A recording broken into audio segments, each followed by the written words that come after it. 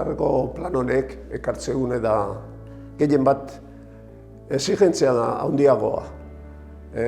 Pentsa behar dugu 2005 plana hastean nien, euskara ez zala asko erabiltzen gure artean.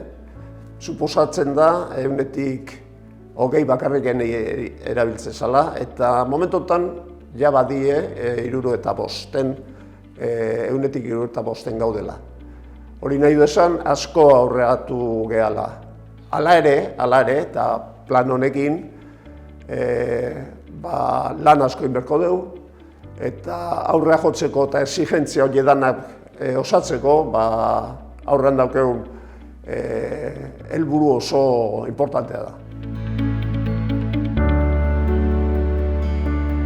Nire ustez, orain arte plan hauek ezin die plan orokorrak. Hau da, erabiltzezan zuzendaritzan bakarriken, eta horrekin nahiko izetezan ez. Igual, noizein behin zerbait esan, zerbait idatzi, baina hemetik aurrea konpromiso asko handiago izangoa eta zuzendaritza guztiak ikuko bere lana, eta bakoitza egin inberko du gauza asko gehiago plana osatzeko, eskatzean bezala.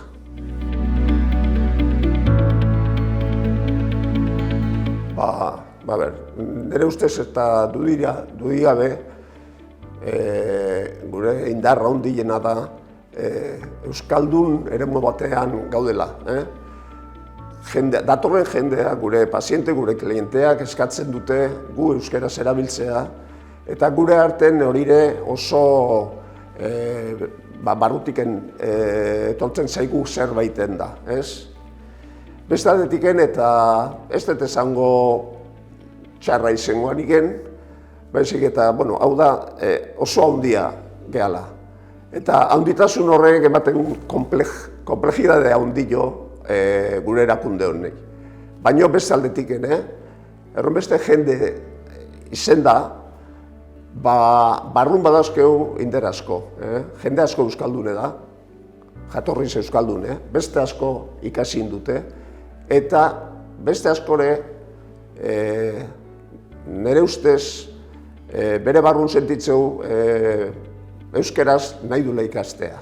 Horregatik oso baikorra naiz eta usten dut plana nahiko erreza txertatuko dela gure artean.